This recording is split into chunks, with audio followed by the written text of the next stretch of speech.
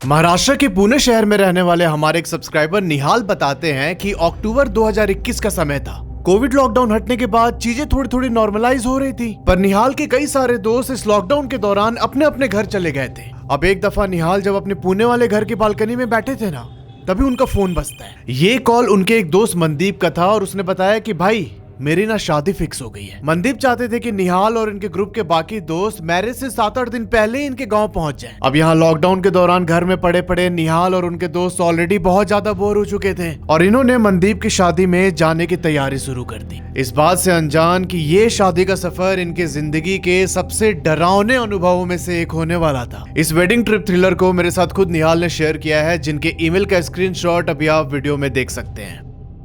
अभी देखो, मनदीप का गांव महाराष्ट्र के रायगढ़ डिस्ट्रिक्ट के पास पड़ता है और जो इनकी शादी थी ना, इसका डेट था 6 जनवरी 2022। मतलब जिस टाइम इसने कॉल किया इससे 3 महीने बाद की डेट थी। अब देखो, मनदीप और निहाल बहुत पुराने दोस्त हैं और ये कई बार मनदीप के गांव जा चुका है। तो निहाल ने जैसे ही सुना कि भाई मनदीप की शादी उसके गांव से हो रही है, तो ये बहुत ज्यादा एक्साइटेड हो गया। मनदीप ने बोला कि मैंने बाकी दोस्तों को भी कॉल कर लिया है, तो तुम लोग प्लान करके एक साथ ही गांव पहुंच जाना करीब 7-8 दिन पहले शादी से। बहुत सारे ऐसे अरेंजमेंट वगैरह देखने पड़ते हैं, तो तुम लोग थोड़ी बहुत हेल्प कर दोगे उसमें। अब निहाल भाई खुशी खुशी राजी हो जाता है। इसने अपने बाकी दोस्तों के साथ मिलके एक व्हाट्सएप ग्रुप बनाया और वहां इन लोगों ने प्लानिंग स्टार्ट कर दी कि भाई शादी में क्या लेके जाना है, क्या पहनना है, कब निकलना है, ये सब कुछ। अभी जो ये व्हाट्सएप ग्रुप था ना, इसमें टोटल 6 लोग एडेड हैं। मनदीप, निहाल, मन्ना, कृष्णा, भूरिया और हर्ष। अब धीरे धीरे शादी की डेट नजदीक आती है। इन लोगों ने अपने अपने ऑफिस में लीव के लिए अप्लाई कर दिया था, पर यहाँ होता ये है कि जैसे मनदीप ने बोला था कि 7-8 दिन पहले पहुंच जाना, तो इनमें से कुछ लोगों को लीव मिलती नहीं उस तरीके से। तो फाइनली इन्होंने डिसाइड किया कि भाई 2 जनवरी 2022 को हम निकलेंगे मनदीप के गाँव के लिए। अब फाइनली ये लोग अपना अपना सामान पैक करके रेडी थे और हर्ष की गाड़ी से ये सब लोग वहां गांव जाने वाले थे। अब देखो, पुणे से रायगढ़ डिस्ट्रिक्ट जहां पर मनदीप का गांव था, इसके बीच में ना एक घाट वाला एरिया आता है जिसे बोलते हैं ताम्हिनी घाट। वो एक 15 किलोमीटर का पूरा जंगल और वाटरफॉल वाला एरिया है और इन लोगों ने डिसाइड किया कि भाई हम ना ताम्हिनी घाट में रुकते हुए और आराम से मजे करते जाएंगे। इनका ये भी प्लान था कि उधर ही रुक के हम लोग वहाँ खाना बनाएंगे पिकनिक स्पॉट देख के और फिर मनदीप के गाँव पहुंचेंगे। और इसी चक्कर में इन लोगों ने अपनी गाड़ी में पोर्टेबल स्टोव और बर्तन वगैरह रख रखे थे। अब 2 जनवरी 2022 को करीब 2:30 बजे के आसपास ये लोग पुणे से निकलते हैं और करीब 5-5:15 बजे ये लोग एंटर कर जाते हैं ताम्हिनी घाट में। निहाल आगे लिखते हैं कि ऑलरेडी जनवरी की ठंड थी उस समय, और जैसे हम लोगों ने उस घाट में एंटर किया ना, तो हमारे आगे थोड़ा थोड़ा कोहरा होने लगा था। इसके साथ शाम भी ढलने लग रही थी और हम लोग बड़ी सावधानी से उस घाट वाले स्ट्रेच को क्रॉस कर रहे थे। अभी सीन ऐसा था ना कि इनके लिए ताम्हिनी घाट पार करना कोई नई बात नहीं थी।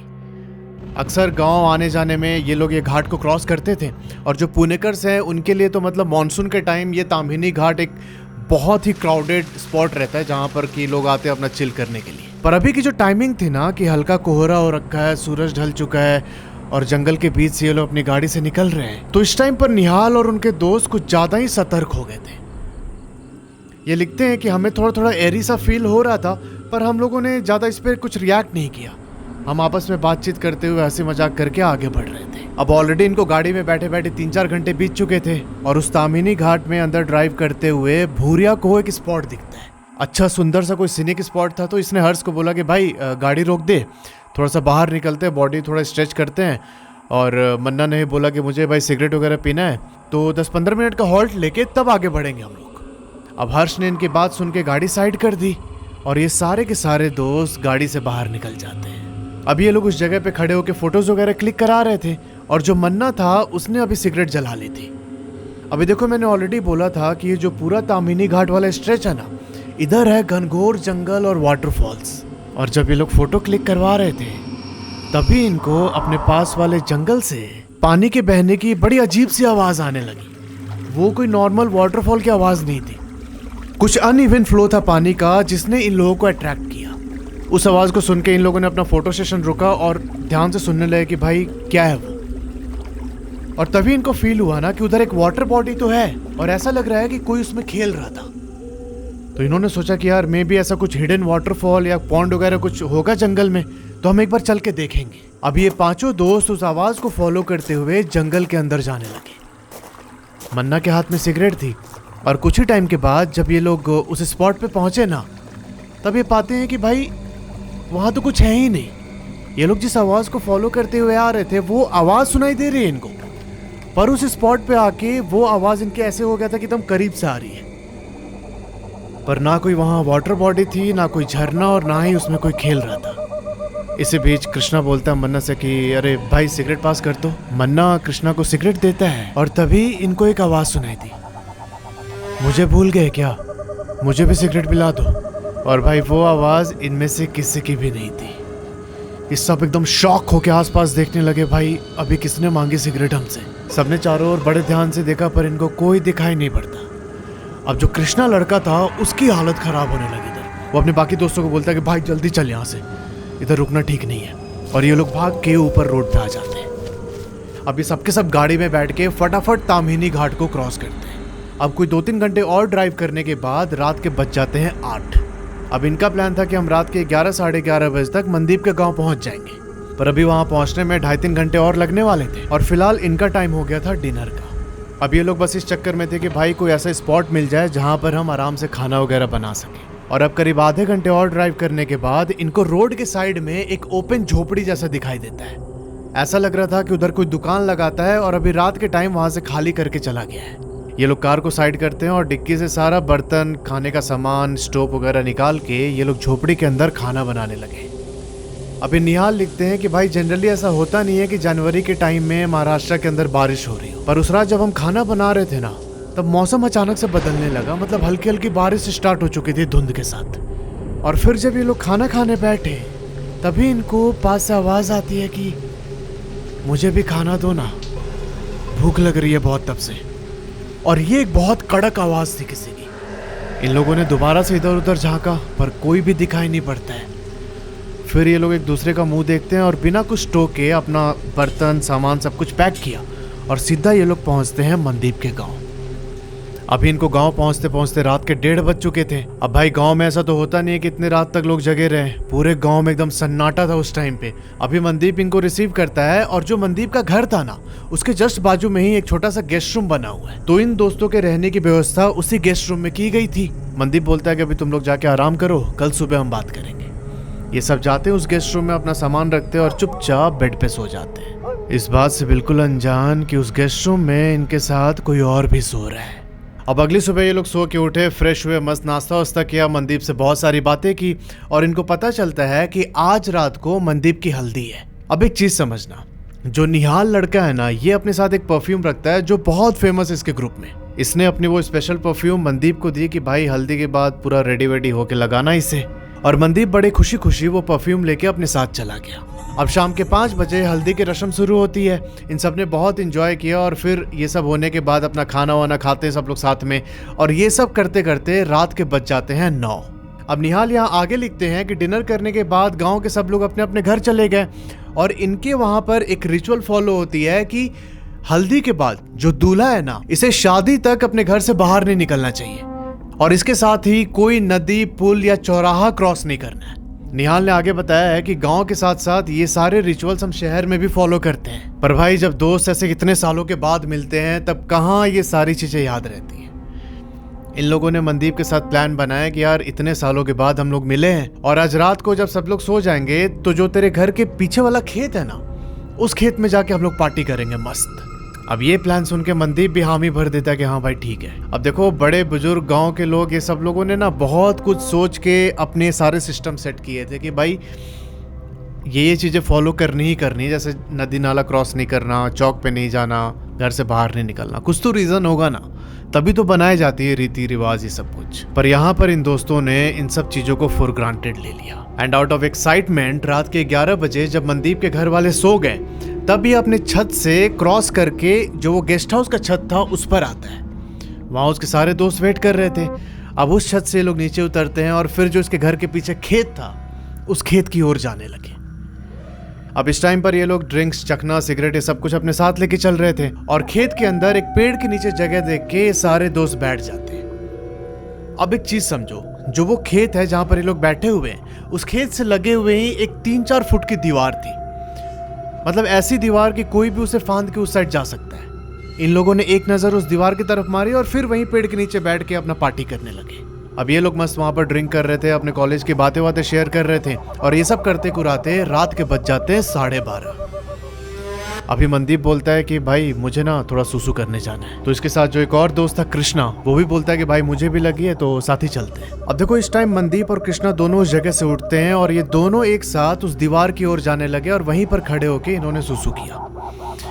अब जो वो दीवार थी ना, उसके इस साइड तो खेत है जहाँ पे ये लोग बैठे हुए, उसकी दूसरी साइड एक खंडहर पड़ चुका घर था, बहुत पुराना सा। अभी मनदीप वहीं दीवार के पास खड़े खड़े यूरिनेट कर रहा था और जब इसका हो गया तो इसने हर्ष को आवाज लगाई जो पेड़ के नीचे बैठा है। बोला कि भाई सिगरेट का डब्बा पास कर दो। अब हर्ष वहां बैठे बैठे ही वो डब्बा फेंकता है मनदीप की तरफ, पर वो डब्बा दीवार की दूसरी साइड जाके गिर जाता है। अब जैसे ही मनदीप ने देखा कि भाई सिगरेट का डब्बा उधर गिरा हुआ है, ये दीवार फांद के उस कंपाउंड में कूद जाता है। अभी जब ये उस कंपाउंड में गया तो कृष्णा बाहर से ही खड़े होके उसे देख रहा था, जो इसके साथ आया था पेशाब करने के लिए। ये देखता है कि भाई मनदीप ने वहां से सिगरेट का डब्बा उठाया, सिगरेट जलाई और फिर ऐसे सिगरेट फूकते फूकते ना ये वो जो कंपाउंड के अंदर घर था उसकी ओर देख रहा मनदीप, और देखते देखते अपने कदम उस घर की ओर बढ़ाने लगा। कृष्णा बाउंड्री के साइड से चुपचाप खड़े होकर मनदीप की हरकत देख रहा है और तभी ये पाता है कि भाई मनदीप अब एक जगह पे जाके रुक गया है। और रुकने के बाद मनदीप वहां पे खड़े होके किसी से बात करना शुरू कर देता है। कृष्णा बड़े गौर से मनदीप के आसपास देखने की कोशिश करता है, पर ये पाता है कि भाई मनदीप के अलावा तो वहां पर कोई और है ही नहीं। फिर आखिर ये बात किससे कर रहा है? अब ये मंजर देख के कृष्णा मनदीप को आवाज देना शुरू करता है कि अरे भाई तू किससे बात कर रहा है, चल जल्दी चल, मुझे नींद आ रही है यार, हमें घर चलना वापस। पर यहाँ होता ही है कि भाई मनदीप तो कृष्णा की बातों का कोई जवाब ही नहीं देता। अब इसने एक दो बार और बोली, पर जब उधर से जवाब नहीं आया तब कृष्णा भी वो बाउंड्री लांग के मनदीप की तरफ जाने लगता है। कुछ दूर चलने के बाद ये मनदीप के एकदम करीब पहुंचा और ना इसने मनदीप के कंधे पे हाथ रखा। बोला कि भाई तू किससे बात कर रहा है, घर नहीं चलना क्या? अब जैसे ही कृष्णा ने ये लाइन बोली, उधर से मनदीप टर्न होता है इसकी ओर और बोलता है कि पहले तो तुम लोगों ने मुझे सिगरेट नहीं दी, मैंने फिर खाना मांगा वो भी नहीं दिया तुम लोगों ने, और जब अभी मैं इससे बात कर रही हूं तो तुझे दिक्कत हो रही है।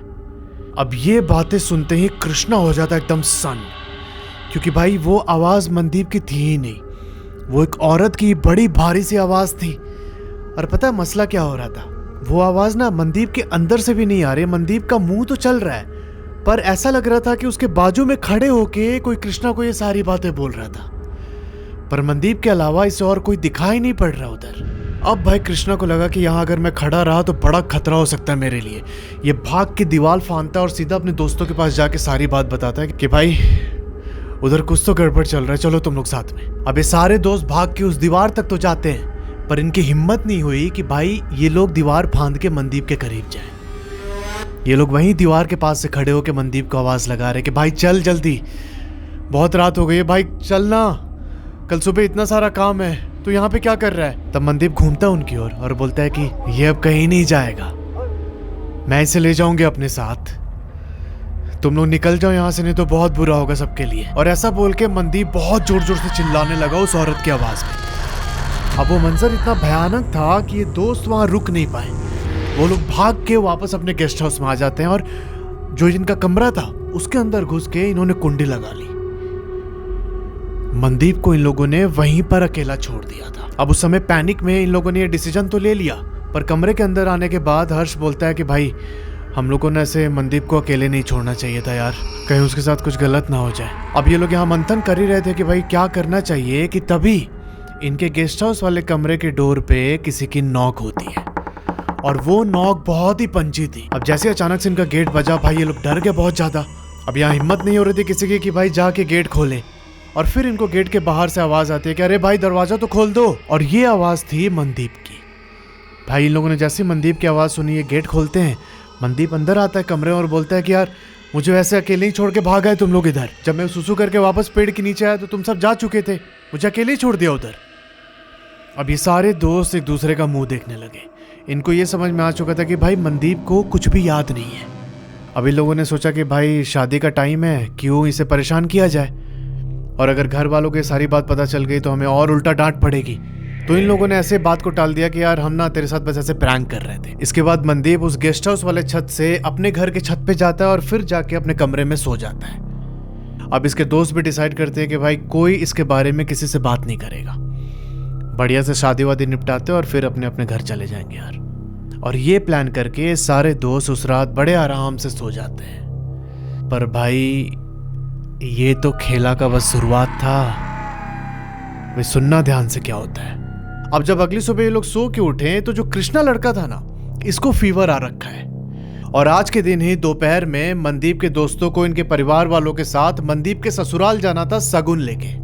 पर यहाँ कृष्णा की तबीयत बिगड़ चुकी थी तो इन लोगों ने डिसाइड किया कि जो इनके ग्रुप में भूरिया नाम का लड़का है वो कृष्णा के साथ यहीं पे रुकेगा और इसके बाकी के दोस्त घर वालों के साथ मनदीप के ससुराल जाएंगे। अभी यहाँ भूरिया और कृष्णा गेस्ट हाउस में अकेले हैं और मनदीप के दोस्तों को घर वालों के साथ मनदीप के ससुराल से वापस आने में काफी टाइम लगने वाला था। अब होता यह है कि करीब शाम के 5 बजे भूरिया को अपनी गर्लफ्रेंड से बात करना था और जो कृष्णा है ये फीवर की वजह से सो रखा था। तो भूरिया अपना फोन लेके ऊपर छत पे चला जाता है बात करने के लिए। कृष्णा रूम में अकेले सो रहा है। अब जब करीब 1-1.25 घंटे के बाद कृष्णा की आंख खुली तो ये पाता है कि भाई भूरिया तो है नहीं इसके आसपास। तो ये ना बहुत धीमे साउंड में भूरिया को आवाज लगाता है। 1-2 बार उसका नाम कॉल करता है पर भूरिया का कुछ रिस्पॉन्स नहीं आया क्योंकि भूरिया तो ऊपर छत पे जा रखा है फोन पे बात करने के लिए। अभी हुआ ये था कि कृष्णा को लग गई थी प्यास और इसे भूरिया से पानी मांगना था। अब जब कृष्णा ने देखा कि भूरिया नहीं है तो ये रूम से बाहर निकल के जहाँ पानी रखा हुआ था वहां जाता है पानी पीने। और पानी पीने के बाद जब ये कमरे में आने के लिए वापस मुड़ा ना, तभी इसके कान के पास किसी ने बोला कि बस कुछ दिन और फिर मैं तुम्हारे दोस्त को अपने साथ लेकर चली जाऊंगी। अब ये सुन के कृष्णा एकदम सहम जाता और तेजी से भागते हुए अपने कमरे के अंदर चला गया। अब ये कमरे में जाके बेड पे खड़ा होता है और खिड़की पकड़ के जोर जोर से भूरिया का नाम लेने लगा। कुछ टाइम के बाद भूरिया भी नीचे आता है और इसने पूछा कृष्णा को क्या हो गया भाई, ऐसे क्यों चिल्ला रहा है। तब कृष्णा ने सारी बात उसे बताई और बोलता है कि भाई ऐसे ना अकेले मेरे को नहीं रहना यार, तो इधर उधर मत जा। भूरिया बोलता है अच्छा ठीक है, तू आराम कर, मैं कहीं नहीं जा रहा। अभी रात के करीब 8:30 बजे मनदीप के दोस्त और उसके घर वाले ससुराल से वापस आ जाते हैं। वापस आकर ये लोग एक साथ खाना खाने के लिए बैठते हैं। अब जब ये खाना खाने बैठे ना तो जो मनदीप है ये कृष्णा की तरफ देख के एक बहुत क्रिपी सी स्माइल दिए जा रहा था। अभी उस टाइम पर कृष्णा ने ये बात किसी को नहीं बताई और फिर इनको खाना परोसा जाता है और खाने में होता है नॉनवेज। निहाल लिखते हैं कि भाई मनदीप ने नॉनवेज खाना बहुत कम कर दिया था, मतलब महीने में कभी 1-8 बार खा लिया और वो भी बहुत ही ज्यादा कम खाता था। पर उस रात भाई मनदीप ने करीब 4-5 लोगों के बराबर नॉनवेज खाया। अब ये सीन देख के मनदीप के दोस्तों के साथ उसके फैमिली वाले भी चौंक जाते एकदम, पर किसी ने मनदीप को कुछ बोला नहीं। ये सब लोग खाना खत्म करते और फिर हाथ मुंह धो के अपने अपने कमरे में सोने चले गए। अब सुनो क्या होता है। रात के करीब 1:30 बजे के आसपास निहाल की नींद खुलती है, उसे प्यास लगी थी। ये कमरे से बाहर निकल के जाता है पानी पीने के लिए। अब जहां ये खड़े होके पानी पी रहा था ना, उधर एक विंडो है। उस विंडो से मनदीप का घर दिखाई पड़ता है। निहाल बताते हैं कि इन्होंने देखा कि मनदीप अपने घर की छत पे बैठ के किसी से बात कर रहा है। अभी ये विंडो और मनदीप के छत की दूरी काफी कम थी और मनदीप जिस तरीके से बैठा हुआ था ना, उसका चेहरा विंडो की तरफ था। निहाल क्लियरली देख पा रहा था कि भाई ये बैठ के किसी से ऐसे मुड़ के बात कर रहा है और बड़े हंस हंस के बात कर रहा था। अभी निहाल ये सब देख ही रहा था कि तभी मनदीप इससे आई कांटेक्ट कर लेता है। यहाँ निहाल और मनदीप की नजरें मिली और निहाल बताता है कि उस समय मनदीप के चेहरे पे इतनी डरावनी स्माइल थी ना, ऐसा लग रहा था कि कोई इसे टीज कर रहा है कि मैं तो तुम्हारे दोस्त को ले जाऊंगी अपने साथ, तुम लोग कुछ नहीं कर सकते। अब जब ऐसा आई कांटेक्ट हुआ तो निहाल बहुत डर गया। ये तुरंत भाग के अपने कमरे में आता है और ऐसे भगवान का नाम लेके चुपचाप सोने की कोशिश करता है। फिर निहाल बताता है कि सुबह सुबह मुझे एकदम कच्ची नींद से उठाया गया और जब मैं उठा तो मुझे पता चलता है कि भाई मनदीप ना कहीं मिल नहीं रहा है किसी को। अब इसके बाद निहाल कल रात का सारा किस्सा अपने दोस्तों को बताता है और ये सब लोग भाग के पहुंचते हैं मनदीप के बड़े भाई वृषांक के पास। तब इन लोगों ने उस हल्दी की रात वाली बात भी डिस्क्लोज कर दी। अब वो बात सुन के वृषांक भैया बहुत गुस्सा हुए, भाई बहुत डांटा इन लोगों को। और फिर ये सारे लोग भाग के उस खेत में जो दीवार थी उसके पास पहुंचते हैं और भाई इन्होंने पाया कि मनदीप दीवार की दूसरी साइड बेहोशी की हालत में लेटा हुआ है। अब ये लोग मनदीप को उठा के अपने घर लेके आते हैं और फिर वृषांक भैया ने अपने कॉन्टैक्ट से एक पंडित जी को बुलाया घर पे। अब यहाँ उन पंडित जी ने मनदीप को एक घेरे में बैठाया और फिर 15 मिनट के लिए ध्यान में चले गए। 15 मिनट के बाद उन्होंने अपनी आंख खोली और फिर कुछ मंत्र पढ़ने के बाद मनदीप से सवाल करने लगे। और भाई मनदीप उधर से एकदम गुस्से में गुर्राते हुए उस औरत की आवाज में जवाब देने लगा। अब पंडित जी ने पूछा कि तुम कौन हो और यहाँ पर कैसे आई हो? तब उस आत्मा ने सारा खुलासा करना शुरू किया। वो बताती है कि ताम्हिनी में जहां पर इन लोगों ने सिगरेट जलाया था ना, उसकी उस जगह पर एक्सीडेंट होने की वजह से डेथ हुई थी। ये अपने प्रेमी के साथ घर से भागकर शादी करने के लिए निकली थी, पर उस स्पॉट पर इसकी एक्सीडेंट हो गई। अब उस रात जब ये लोग पानी की आवाज फॉलो करते करते जंगल की ओर बढ़ रहे थे, तब जो निहाल था इसने बहुत स्ट्रॉन्ग परफ्यूम लगा रखा था और उस परफ्यूम से ये स्पिरिट निहाल से अट्रैक्ट हो गई और इनके साथ ही ये मनदीप के गांव तक पहुंची। पर चूंकि निहाल भैरव उपासक है, तो इसकी वजह से ये स्पिरिट ना निहाल के शरीर में प्रवेश नहीं कर सकी। और फिर निहाल ने अपना परफ्यूम मनदीप को दिया था, तो मनदीप ने जब उसे लगाया और फिर उसका हल्दी वगैरह सब कुछ हुआ, तो इस स्पिरिट को विंडो मिल गया मनदीप के शरीर में प्रवेश करने का। तो ये लड़की की आत्मा फिर से उस खुशबू से अट्रैक्ट होती है और मनदीप अब उसे एक सॉफ्ट टारगेट मिल गया था। अब ये जवाब सुन के सारे लोग एकदम हक्के बक्के रह गए। फिर बाबा पूछते हैं कि अब इसके शरीर को छोड़ के जाने के लिए तुम्हें क्या चाहिए? तब वो आत्मा एकदम जोर जोर से चीखते हुए बोलती है कि तुम लोग इसे नहीं बचा सकते, मैं इसे अपने साथ लेकर जाऊंगी, कुछ नहीं कर पाओगे तुम लोग। पिछले 3 दिन से मैंने इससे वचन ले लिया है, मतलब मनदीप से वचन ले लिया है कि ये मेरे साथ ही रहेगा। मैं मनदीप से शादी करूंगी, जो कि मेरा अधूरा सपना था, और तुम में से कोई मुझे रोक नहीं सकता। और अगर ज्यादा कोशिश की तो अंजाम बहुत बुरा होगा, मनदीप की जान भी जा सकती है। अब ये बोलने के बाद वो आत्मा वहां से गायब हो गई और मनदीप वहीं बेहोश होकर गिर जाता है। अब पंडित जी ने बोला कि मुझे थोड़ा और समय लगेगा, मैं कुछ करता हूँ इसके लिए। इन्होंने वृषांग भैया को कुछ विधि की सामग्री लाने के लिए बोला, मतलब जिससे ये क्रिया करने वाले थे, और निहाल को बुला के इनके कान में कुछ शब्द बोले। अब वो शब्द क्या थे वो आपको आगे पता चलेगा। अब उस शाम बाबा दोबारा से मनदीप के घर आते हैं और ये सब लोग मनदीप को लेके पहुंचते हैं उस जगह पे जहां इन लोगों ने सिगरेट जलाई थी। यहाँ हर्ष गाड़ी चला रहा था, आगे वाली सीट पे बाबा बैठे थे, पीछे की सीट पे एक साइड निहाल, दूसरी साइड वृषांग भैया और बीच में मनदीप बैठा हुआ था। इनके साथ एक और गाड़ी थी जिसमें मनदीप के मम्मी पापा और इनके बाकी के दोस्त आ रहे थे। वृषांग भैया की पत्नी और उनका जो बच्चा था वो छोटा है, तो ये लोग अभी घर पे ही हैं। अब उस स्पॉट पर पहुंच के इन लोगों ने मनदीप को एक घेरे में बैठाया और सारे के सारे पंडित जी के पीछे आके खड़े हो गए। अब जब बाबा ने क्रिया करनी स्टार्ट की तो वो आत्मा दोबारा से मनदीप के शरीर में आती है और बोलती है कि मत करो ये सब, मैं तुम सबको जान से मार दूंगी, और बहुत गंदी गंदी गालियां देने लगी। पर बाबा पर इन सब का कुछ प्रभाव नहीं पड़ रहा था, उन्होंने अपना मंत्र जारी रखा और थोड़ी देर के बाद ये सब देखते हैं कि मनदीप फिर से बेहोश होके गिर गया है। अब इस बार जब मनदीप गिरा ना, तो इन सब को एक काले कलर की परछाई मनदीप के सर के ऊपर दिखाई दी।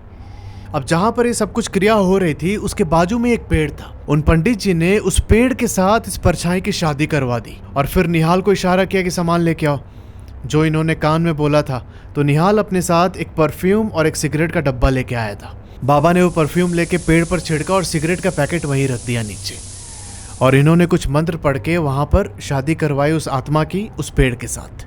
अब इसके बाद बाबा ने अपनी मंत्र क्रिया पूरी की और फिर सबको बोला कि बिना पीछे मुड़े सीधा कार में बैठो और गांव पहुंचो। इन सब लोगों ने एग्जैक्टली वैसे ही किया। ये सीधा गाड़ी में बैठते और अपने गांव की ओर आने लगे।